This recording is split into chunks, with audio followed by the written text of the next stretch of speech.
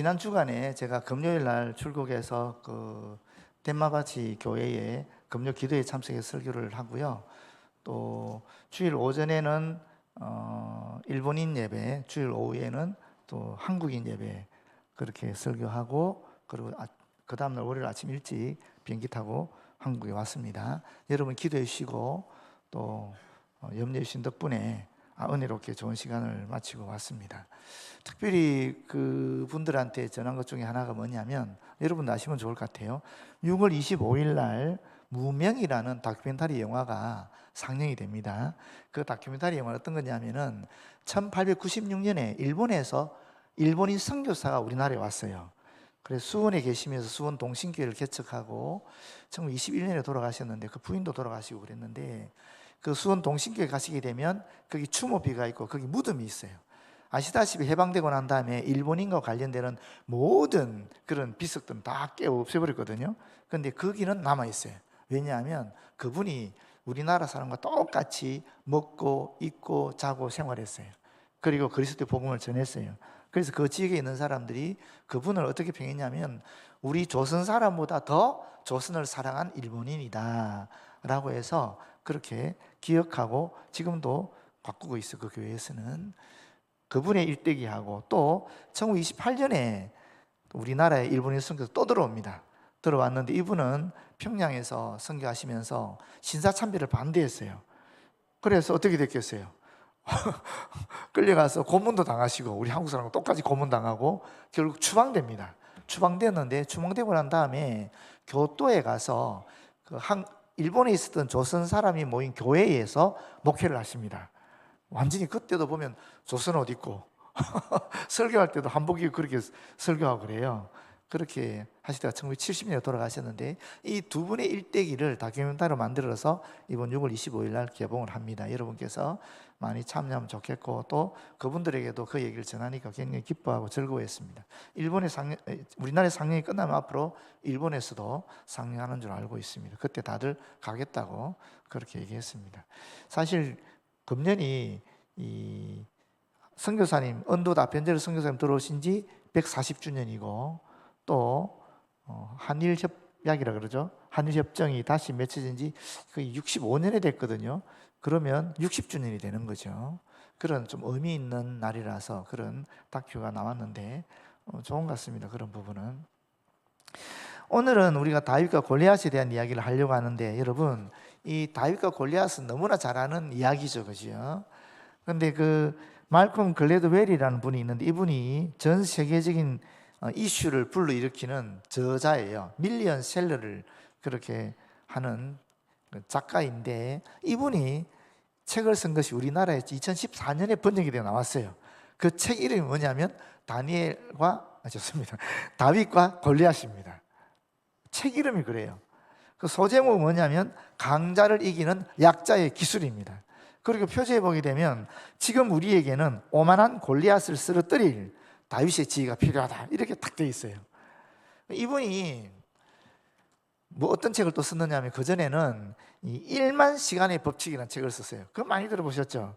어떤 사람이든 간에 한 분야에 1만 시간을 투자하면 그 분야의 전문가가 된다라는 그런 책을 썼는데, 굉장히 센세이션을 일으켰죠. 우리나라에도 그 책을 쓰신 분이에요. 그런데 이분이 역사와 문화를 통틀어서 여러 가지 그런 다윗과 골리앗과 같은 이 약자와 강자의 그 전투에서 약자가 승리하는 그런 사례들을 연구한 겁니다. 그래서 9분의 사례를 모아서 책으로 낸 것이 바로 이 다윗과 골리앗입니다. 근데 이 사례를 연구하다 보니까 이분이 재밌는 걸 발견했어요. 뭐냐면, 강자는 자주 약하고 또 약자는 보기보다 강하다 하는 것을 발견한 거예요. 그런 강자가 생각보다 약하고, 또 약자는 또 우리 생각보다 훨씬 강하다는 그 사건이 사실 근원이 되는 것이 다윗과 골리앗 사건이거든요. 그래서 그 책을 다윗과 골리앗이라고 제목을 내서 출판한 겁니다. 여러분 기회 되시면 한번 읽어보시면 좋을 것 같아요. 의외로 우리가 살아가는 삶에 있어서는 우리가 생각할 때 강하다는 사람이 약하다는 사람에 의해서 지는 경우를 참 많이 봅니다. 그럼 개인의 삶도 그렇고 사실 나라도 그래요. 나라도 보시게 되면 제일 비근한 게 뭐가 있겠어요? 지금 러시아 우크라이나 전쟁도 보면 그렇죠. 그렇지 않습니까? 러시아가 압도적으로 강하거든요. 군사력을 보게 되면. 근데 아직까지 우크라이나에 버티고 있잖아요. 그리고 또 월남도 그렇습니다. 월남 같은 경우에 월남이 1975년에 패망을 하게 되는데 사실은 1973년에 평화협정을 맺거든요. 평화협정을 맺고 미군 출소하고 그 다음에 75년에 완전히 패망하게 되는데 그 패망할 때 군사력을 보게 되면 월남은 그 당시에 해군력이 전 세계 3위였습니다. 공군력은 전 세계 4위였어요. 병력 수도 109만이었습니다.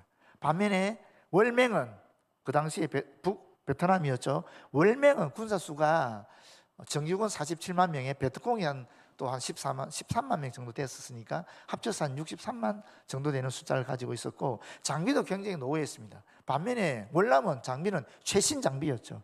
그 당시 미군이 떠나면 줬던 모든 최신 장비를 다 갖고 있었거든요. 그럼에도 불구하고 제대로 싸움도 한번 못하고 패망하게 돼버린 거예요. 이게 역사에 나타나는 겁니다. 역사에. 그러니까 꼭 약자가 강자에게 지지는 않는다라는 거죠. 그런 것이 바로 오늘 우리 이 다윗과 블레셋의 사건을 통해서 나타나는 거죠. 6.25도 그렇죠. 6.25도 보게 되면 지금 며칠이면 6.25잖아요. 6월 25일인데 지금 75주년이 되거든요. 6.25 때 보게 되면 그때 우리나라는 전투기나 전폭기가 한 대도 없었어요. 반면에 이 북한 같은 경우는 211대나 있었습니다. 전차 같은 경우 탱크는 우리는 하나도 없었죠. 근데 북한은 탱크가 242대나 있었거든요. 병력 수가 우리가 한 10만이면 그쪽은 그 20만이 있어요. 2배 차이 나고. 하여튼 이 군사력에서 게임이 안 되는 거죠. 그러니까 사흘 만에 서울이 점령되고 그 다음에 석 달 만에 낙동강까지 밀고 들어오잖아요. 사실 우리가 패망할 뻔했는데 미군이 참전하는 바람에 우리가 살아난 거죠. 미군은 이승만 정부 때 맺었던 한미 군사 동맹이 있으니까 참전 안 할 수가 없는 거예요. 협정이 맺어져 있으니까. 그런데 미군만 참전하지 않고 미국에서 유엔군을 동원한 거죠. 그래서 유엔군이 참전해서 우리가 버틴 거죠. 그 결과 지금 이런 상태가 됐지만 만약에 그때 군사력을 봐서는 우리는 질 수밖에 없는 상황이었죠. 그렇지만 어쨌거나 석 달 동안 우리가 버텼기 때문에 유엔이 참전할 수 있었고 그 결과는 지금 상태가 되어서 우리가 자유를 누리며 살아갈 수 있는 거죠. 그러니까 사실 전쟁이라는 것은 진짜 군사력으로 좌우되는 건 아닌 것 같아요. 군사력으로 따지면 우리는 전 세계 지금 현재 2024년에 5위입니다. 전 세계 5위. 대단한 거죠. 북한은 전 세계 군사력으로는 지금 현재 36위예요. 근데 막상 우리가 전쟁을 친다 하면 어떻게 되겠습니까? 알 수 없어요. 왜냐하면 북한에는 핵이 있잖아요. 핵폭탄이 있으니까 사실 우리가 어떻게 될지는 몰라요. 핵은 이런 군사력을 넘어서는 비대칭 전략이라 그러거든요. 비대칭 전술 무기라 그래요. 이 핵은 감당이 안 되는 겁니다.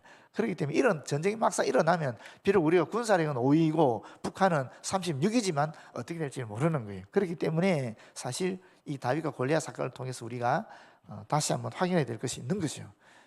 전쟁은 하나님께 달려있다 하는 것을 우리가 다시 한번 확인해야 되는 겁니다. 오늘 먼저 이 본문을 보게 되면 다윗이 골리앗과 만나는 사건이 나오지요. 41절에 보게 되면 블레셋의 장수 골리앗이 이제 다윗을 만나는 거죠. 어떻게 만나게 됐습니까? 사실은 다윗은 아버지 심부름 온 거예요. 도시락 배달한 겁니다. 형들 셋이 전쟁에 참전했거든요. 그래서 아버지가 형들한테 도시락 배달해라 해서 심부름 온 거예요. 심부름 왔는데 세상에 이스라엘 진중 앞에서 거대한 장수가 나타나서 계속 이스라엘을 모욕하는 거예요. 이스라엘 모욕할 뿐만 아니라 하나님을 모욕하는 거예요. 거기에 열이 나가지고 다윗이 참전하게 된 거죠. 골리앗 앞에 나타난 겁니다. 근데 골리앗은 다윗을 볼 때 얼마나 황당했겠습니까? 아니 아침 저녁으로 40일 동안 계속 나와 싸울 사람 나와라 그랬는데 군사는 한 명도 안 나오고 애가 하나 나왔으니까 얼마나 황당했겠어요. 그러고 아마 어떤 멸시 내지는 모욕감을 느꼈을 거예요. 그러니까 화가 나게 된 거죠. 이스라엘 사람들 너무했다라고 생각하기 쉬운데 우리나라도 그랬습니다. 우리나라 역사를 보면 그런 얘기가 있습니다. 여러분 계백 장군이 황산벌에서 마지막 전투를 벌일 때에 계속 신라가 깨졌잖아요. 그때 누구를 보냅니까? 관창이 나가잖아요. 관창이 그 당시 나이가 아마 다윗 나이쯤 됐을 것 같아요. 화랑이었지 않습니까? 그래도 관창은 지금으로 치면 육군 사관학교 출신이니까 말도 타고 갑옷도 입고 검도 갖고 있었잖아요. 다윗은 골리앗 나갈 때 뭐 들고 나갔습니까? 막대기 하나 딱 들고 나간 거예요. 막대기 하나. 물론 물면은 호주머니 있었는지 모르겠지만 막대기를 딱 들고 나간 거예요. 그러니까 골리앗이 딱 보니까 막대기 하나 들고 있으니까 뭐라 그럽니까? 골리앗이 너는 내가 개인 줄 아냐? 개 잡으러 막대기 들고 나왔냐? 이렇게 얘기하지 않습니까? 얼마나 황당하면 그렇겠어요. 그러면서 사실은 이 골리앗이 다윗을 비웃고 조롱하고 저주하거든요. 그게 바로 저주하는 내용이 43절에 나오죠. 그의 신들의 이름으로 다윗을 저주한다라고 되어 있지 않습니까? 골리앗이 키가 얼마나 됐을까 궁금하지 않습니까, 여러분? 성경에 나옵니다. 17장 4절을 보면 나오는데 이게 6규빗 한 뼘이라 그래요. 한 규빗은 그때도 말씀드렸지만은 일반 장정에 여기서부터 요 손끝까지거든요. 그래서 보통 우리가 45cm라고 얘기해요. 뭐 어떤 사람은 50cm까지 얘기하지만 보통 45cm로 얘기해요. 그렇게 계산하면 골리앗의 키가 2m 74 정도 돼요. 2m 74. 엄청 크죠. 그러니까 다윗은 얼마 정도 됐을까? 다윗도 키가 작지는 않았을 것 같지만 그래도 그때 16, 17 정도 됐으니까 뭐 그때 평균 연령 160으로 보면은 아무리 크더라도 170이죠. 뭐 그렇지 않았겠어요? 그러니까 1m 차이가 나는 거니까 엄청난 차이죠. 그게 기네스북에 올라가 있는, 다시 말하면 공식적으로 지금 전 세계에서 가장 큰 사람은 누구였느냐 하면은 키를 재본 사람, 그 사람 이름이 있어요. 기네스북에 있는데 제가 찾아보니까 이 사람 이름이 로버트 워들로라는 사람입니다. 이 사람 키가 몇인지 압니까? 272cm, 2m 72.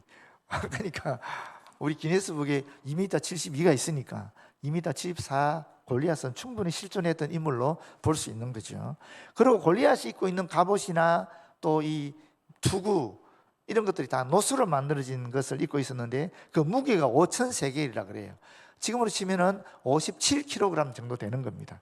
그리고 창도 엄청 큰 창이 있었는데 이 노수로 만드는 거죠. 그것도. 그런데 창날은 또 이게 철로 만드는 거예요.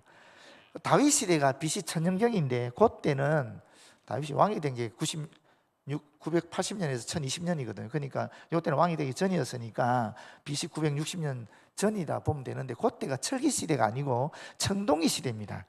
그러니까 다 청동기를 쓰고 있는데 철기로 이제 가는 과도적인 상황 속에 있었거든요. 그 철기 문화를 갖고 있었던 나라가 바로 이 블레셋이에요. 블레셋이 페니키아입니다. 우리 세계사에 의하면. 그러니까 페니키아가 철기 문화를 가지고 있었고 이스라엘은 청동기 문화를 가지고 있었기 때문에 싸우면 지는 거예요. 이게 항상 지는 겁니다. 거의 늘 졌어요. 장비에서 게임이 안 되니까. 그래서 하나님이 특별하게 세워진 사사를 통해서나 겨우 블레셋을 이기는 거고 일반적인 전쟁은 무조건 지는 겁니다. 그런 상황이었어요. 엄청난 장비, 엄청난 무기, 엄청난 신장, 엄청난 전쟁 경험을 가진 사람이 골리앗이었고 반면에 다윗은 전쟁 경험이 없죠. 그래서 사울이 사실은 이 양치기를 보내려고 하니까 좀 민망하잖아요. 쉽게 말하면 좀 쪽팔리잖아요. 그래서 자기 칼, 자기 갑옷, 자기 투구를 주거든요. 그런데 사울이 또 얼마나 키가 크느냐면 그 성경에 보면은 사울은 이스라엘 사람 평균보다는 머리 하나가 더 컸다 그러거든요. 머리 하나가 더 있었다 그러거든요. 굉장히 큰 사람이 다윗이 입으니까 너무 큰 거죠. 또 칼을 줬는데 칼이 너무 무거운 거예요. 설 수가 없는 거예요. 그래서 결국 어떻게 합니까? 다 벗어치우고 가장 익숙한 양치기 목동에 복장을 입고 목동에 무기인 막대기 들고 물매질 할 수 있는 그 물매 들고 나간 거죠. 그런 상황이니까 뭐 골리앗이 볼 때는 얼마나 우스웠겠습니까? 그래서 그렇게 저주한 겁니다. 그런데 여러분, 그때 다윗이 뭐라 그럽니까? 다윗이 하는 말이 45절에 나오죠. 너는 칼과 창과 단창으로 내게 나오지만 나는 만군의 하나님 여호와 이름으로 간다. 와, 멋지지 않습니까? 요 10대가 10대가 블레셋 골리앗 장군이 있고 그 뒤에 블레셋 군대가 쫙 전치고 있는데 그 앞에 혼자 딱 나가서 하는 말이 너는 칼과 창과 단창으로 나에게 나오지만 나는 만군의 하나님 여호와 이름으로 나온다. 와, 얼마나 대단합니까? 진짜 대단하지 않습니까? 여러분, 이거 10대 때 생기는 믿음입니다. 이게 10대니까 이런 믿음 가지는 거 뭣도 모르니까 순진하게 하나님 믿고 나아가는 거죠. 그러니까 사실 10대에 이런 믿음을 가지게 해야 되는 겁니다. 우리가 그렇지 않습니까? 우리 10대라 그러면 몇 학년입니까? 지금 초등학교 뭐 3, 4학년부터 10대 아닙니까? 고등학교까지 10대잖아요. 근데 요 초등학교 옛날쯤 소년부 같은 요 아이들, 중등부, 고등부 아이들이 굉장히 중요하다는 거예요. 요때 신앙을 딱 제대로 가지면은 정말 골리앗을 이길 수 있는 그런 다윗 같은 용사가 된다라는 얘기를 하고 있는 거예요. 여러분 정말 우리 이 다음 세대, 특별히 10대들을 위해서 많이 기도해 주시기를 바라요. 특별히 오늘 우리 저녁에는 이 교사들을 격려하는 시간을 가지거든요. 좀 많이 참석해서 많이 격려해 주면 좋을 것 같아요. 그 우리 교회 앞에 오는 아이들 만날 때마다 좀 웃어주시고 머리 좀 쓰다듬어 주시고 좀 칭찬해 주시고 좀 그러면 좋을 것 같아요. 그래야 아이들이 격려를 얻죠. 그렇지 않겠습니까? 우리는 떨어져도 아이를 칭찬하잖아요. 야단 안 쳤습니다. 한마디도 야단 안 쳤어요. 아이고 참 이렇지 칭찬하고 격려하고 기도해 주고 막 이랬어요. 그렇게 해줘야 됩니다. 그래야 아이들이 힘을 얻거든요. 그래야 믿음이 제대로 들어가지 않겠습니까? 이 10대의 믿음이 역사를 일으키는 겁니다. 그리고 이제 보시게 되면 46절에 보게 되면은 사실 이 만군의 여호와라는 이름은 이 사무엘 상에 처음 나오는 이름이라고 볼 수 있어요. 이 사무엘서에 처음 등장하는 표현입니다. 하나님에 대한 여러 호칭이 있지만 그 중에 만군의 여호와라는 호칭은 사무엘상 1장 3절, 11절, 4장 4절, 15장 2절, 그리고 오늘 본문 이렇게 나오는 이름이거든요. 이 사사기 시대를 살아갔던 사람들이니까 사무엘 시대가 너무 많은 전쟁의 위협 속에 있었고 너무 많은 이방 민족으로부터 종속을 당하고 억압을 받았기 때문에 이 전쟁에서 승리하고 싶은 욕구가 강한 거죠. 그래서 하나님을 바라볼 때 이 전쟁의 신으로, 승리의 신으로 그렇게 하나님을 발견하게 되었고 그걸 또 하나님께 요청하게 되고 했던 겁니다. 그래서 이런 말이 나오는 거죠. 만군의 하나님이란 말은 군대의 하나님이라는 소리잖아요. 전쟁의 하나님의 소리지 아니겠습니까? 사실 우리가 이 세상을 살아가면서 얼마나 많은 전쟁 속에 있습니까? 우리가 경제적인 전쟁을 치르고 있고 또 영적인 전쟁도 치르고 있지만 뭐 육체적으로도 많은 전쟁을 치르고 있는 거죠. 우리 안에 내부적으로 갈등하면서. 사실 우리는 전쟁 중에 있는 거거든요.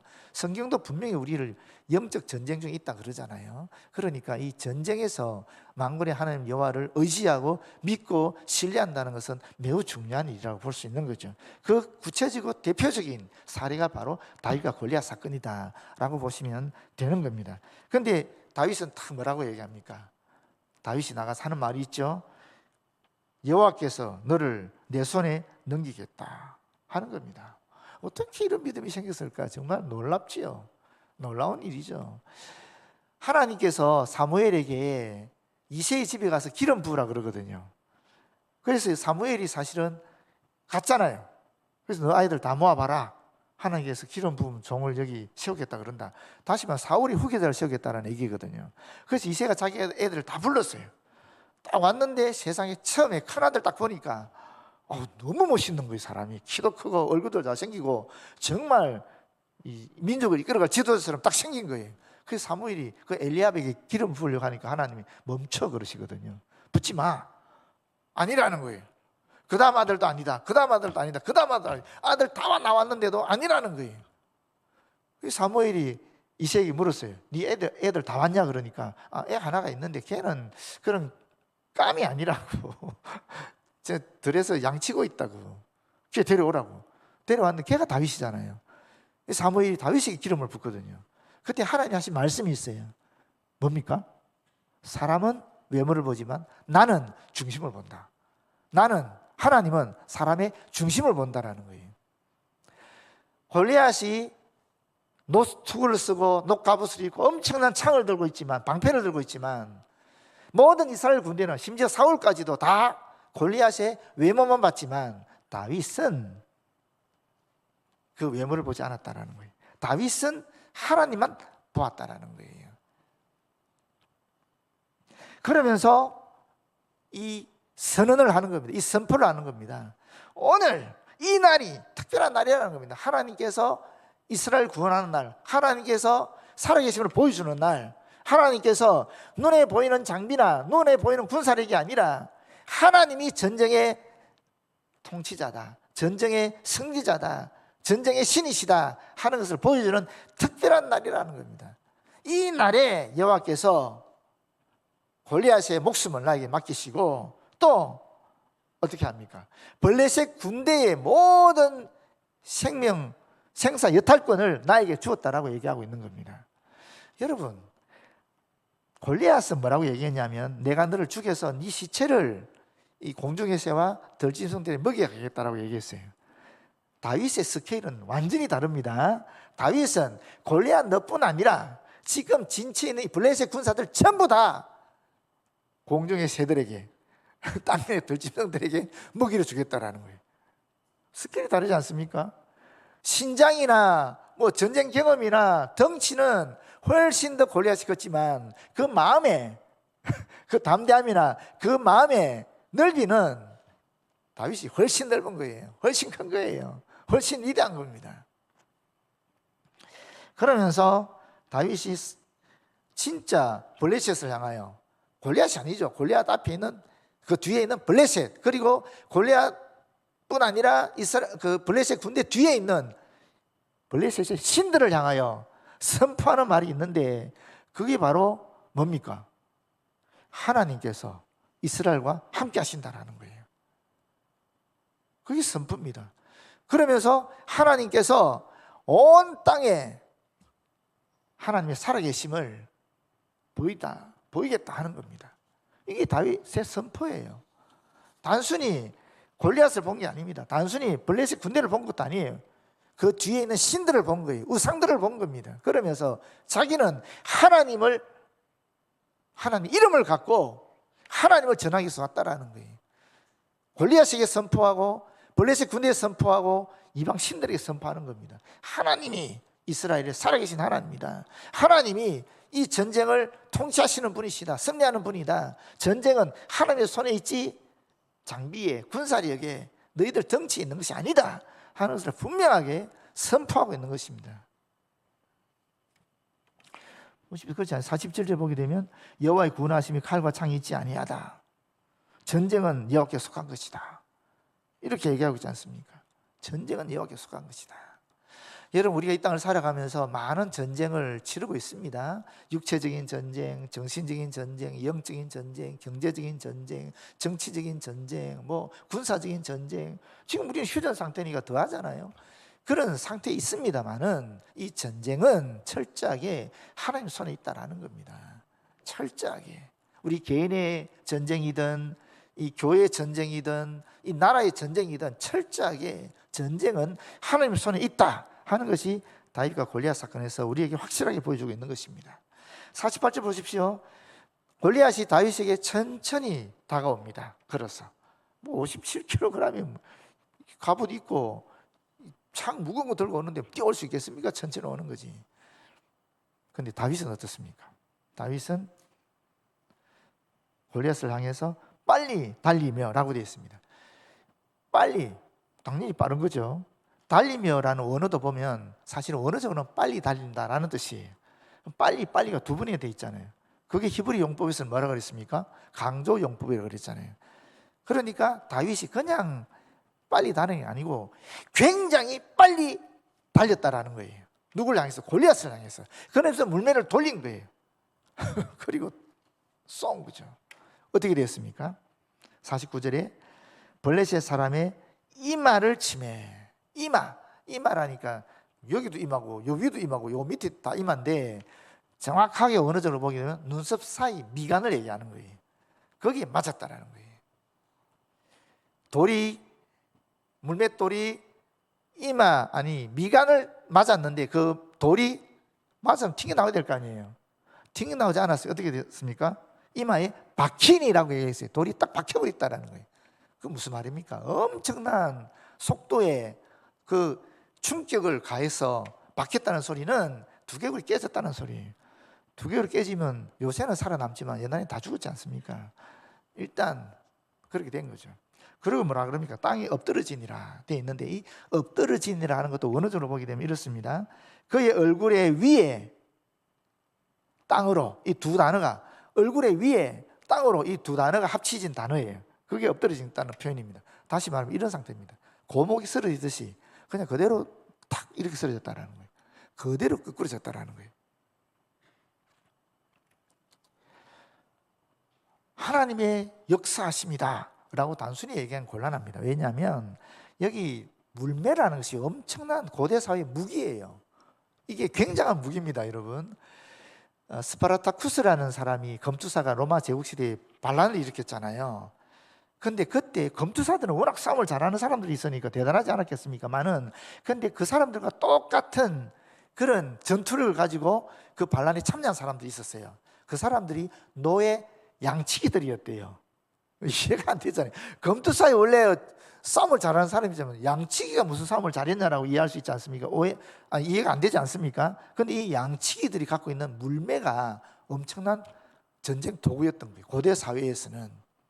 성경에도 나옵니다. 성경에도 사사기에 보게 되면 레위인이 첩을 데리고 베냐민 지파 지역에 갔는데 이 불량배들이, 그 지역의 불량배들이 그 첩을 강간하고 죽여버려요. 강간하고 결국 죽죠. 이 여자가 죽게 되니까 이 사람이 화가 나서 그 시체를 도망내가지고 11지파에 보내거든요. 그래서 이 11지파가 연합해서 베냐민 지파에 오는 거예요. 그 군대 수가 40만이에요. 그런데 이때 베냐민 지파에 와서 하나님께 죄를 저질렀으니까 너네들 사과해라, 그 불량배들 내서 좀 벌을 받게 해라 그랬는데 베냐민이 거부해요. 그렇게 되니까 결국 전쟁을 치르게 되거든요. 베냐민 지파에 남은 사람이 22,000명 정도 돼요. 22,600명 그래요. 여기는 40만 명이에요. 20배 차이 나는 거잖아요. 누가 이겼겠어요? 전쟁을 쳤는데 베냐민이 이겨요. 한 번만 아니고 두 번이나 이겨요. 어떻게 그럴 수 있느냐는 거예요. 그런데 그 묘한 얘기가 있어요. 베냐민에는 왼손잡이로서 물매질에 능통한 용사들이 700명 있었다라는 거예요. 왼손잡이라는 말은 그 시대는 어떤 말이에요? 이 원어를 풀면 이 말은 오른손을 제한했다라는 뜻이에요. 원래 오른손잡이로 태어났는데 전쟁에서는 왼손이 훨씬 유리하기 때문에 베냐민 지파에서는 전사들을 양성한 거예요. 그 전사들은 물매를 잘하는 사람들, 물매질을 잘하는 사람들로 700명을 양성해 놓은 거예요. 근데 이 사람들이 활약을 하게 되니까 40만이 지는 거예요. 그 대단한 무기가 물매입니다. 그 물매를 다윗이 사용한 거죠. 그 양치기를 우습게 볼 게 아니라니까요. 그래서 이긴 겁니다, 여러분. 하나님의 역사심이지만 이 물매라는 엄청난 도구가, 전쟁 도구가 다윗에게 있었다라는 거예요. 결론적으로 말씀드리면 그렇습니다. 사실 우리가 이 다윗과 골리앗 사건을 통해서 보게 되면 다윗 승리의 비결이 어디 있느냐? 그거는 거룩한 분노를 가지고 있었어요. 하나님의 이름을 멸시하는 자들에 대한 분노가 있었지요. 또 그는 물매질에 대해서 경험이 많았었습니다. 어떤 경험입니까? 양을 잡아러 온 늑대든지 곰이든지 또는 사자들을 물리친 경험들이 축적되어 있는 거예요. 그러니까 담대하게 나가는 거죠. 이미 조그만 전쟁에서 이긴 경험들이 있으니까 골리앗 같은 큰 장수를 만났어도 싸우러 나갈 수 있는 용기가 생기는 겁니다. 우리도 마찬가지. 하나님이 골리앗이라는 거대한 적을 우리 앞에 단번에 주지 않습니다. 그 앞에 조그만 하찮은 사소한 많은 그런 문제들이 우리 앞에 놓여 있거든요. 그때 우리가 이긴 경험들이 있으면은 큰 적이 나타나더라도 능히 이길 수 있는 거예요. 그리고 다윗이 갖고 있는 무기가 있었어요. 그 무기가 뭐였습니까? 첫 번째가 막대기고 두 번째가 물매였어요. 여러분, 이 막대기는 어떤 역할을 하죠? 양치기들이 할 때에 양치기들이 막대기를 가지고 길을 헤쳐나가고 방향을 지시하고 또 양이 쓰러지거나 어디 빠지게 되면 그 막대기로 건지고 가까운 뱀 같은 건 막대기로 치우고 그런 역할을 하는 게 막대기예요. 양치기 아주 중요한, 또 양치기 힘들고 지칠 때는 이 막대기를 짚고 가는, 자기를 지탱하는 도구이기도 해요. 우리 신앙생활에 있어서 우리의 방향을 제시하고 우리가 힘들 때 이렇게 세워주고 또 우리를 버티게 하는, 지탱하는 것이 있다면 무엇입니까? 하나님의 말씀이죠. 그렇지 않습니까? 다윗에게 손에 든 막대기는 우리에게는 하나님의 말씀인 거예요. 여러분, 물매는 뭐겠어요? 물매는 멀리 있는 적을 상대하는 겁니다. 문제를 해결하는 방식이죠. 도구지요. 우리에게 문제가 생겼습니다. 우리가 어떻게 합니까? 기도하지요. 기도하지 않습니까? 그 기도가 바로 물매인 거예요. 물매는 근데 돌이 있어야 되죠. 이 돌은 어떤 역할을 하겠습니까? 우리에게는, 우리 신앙생활에 이 돌은, 기도할 때 필요한 이 돌은 뭐겠습니까? 저는 믿음이라고 생각합니다. 어떤 믿음입니까? 요한복음 16장 22절에 보게 되면 내가 진실로 진실로 너에게 이르노니, 이건 정말 중요하다는 거 아닙니까? 진실로 진실로 너희가 무엇이든지 아버지께 구하는 것을 내 이름으로 주시리라. 예수님의 말씀입니다. 우리가 뭘 구하든지 간에 예수 그리스도 이름으로 구하면 하나님이 반드시 주시겠다고 약속한 거예요. 그 믿음이 있어야 되는 거예요. 이거 기도해서 되겠나?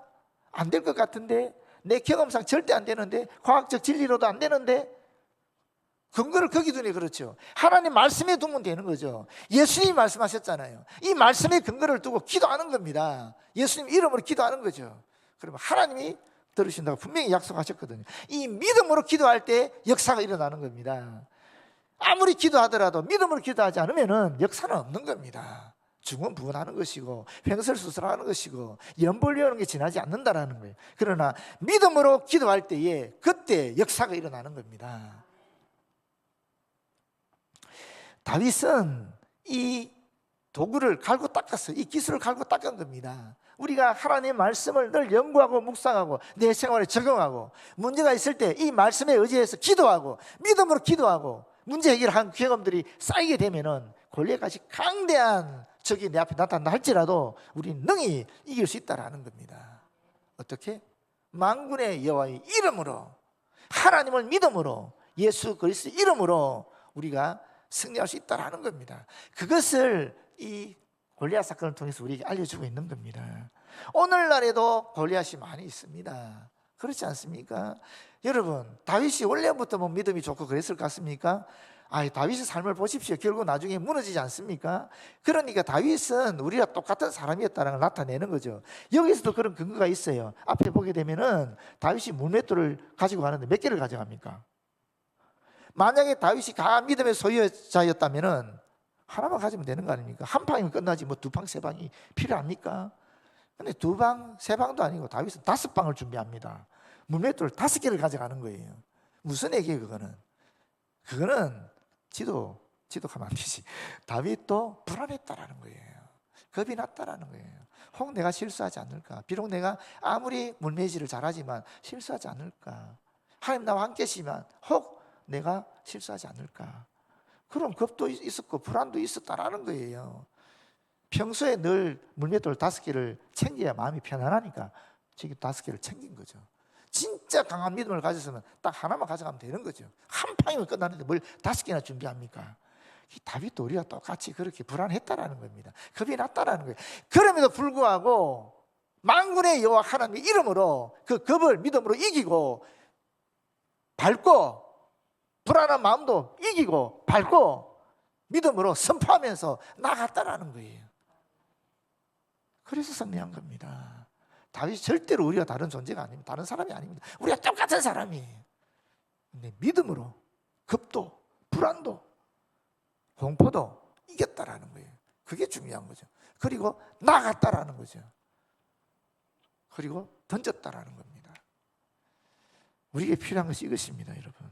우리가 평소에 하나님 말씀을 잘 연구하고 묵상하고 또 기도 생활 철저히 하시고 하면서 우리가 훈련이 되면 정말 내 생각대로는 절대 감당할 수 없는 그런 골리앗 같은 강대한 적이 내 앞에 나타난다 할지라도, 그런 문제가 내 앞에 생긴다 할지라도 얼마든지 여호와 하나님의 이름으로, 우리 주 예수 그리스도의 능력으로, 성령이 함께 하시는 보호하심으로 얼마든지 그 골리앗을 이길 수 있다 하는 것을 우리에게 보여주는 것입니다. 여러분이 골리앗을 이긴 경험도 있을 것이고 또 지금 여러분 눈앞에 골리앗이 있는 분도 계실 것이고 아마 앞으로 또 골리앗을 만날 수도 있겠지요.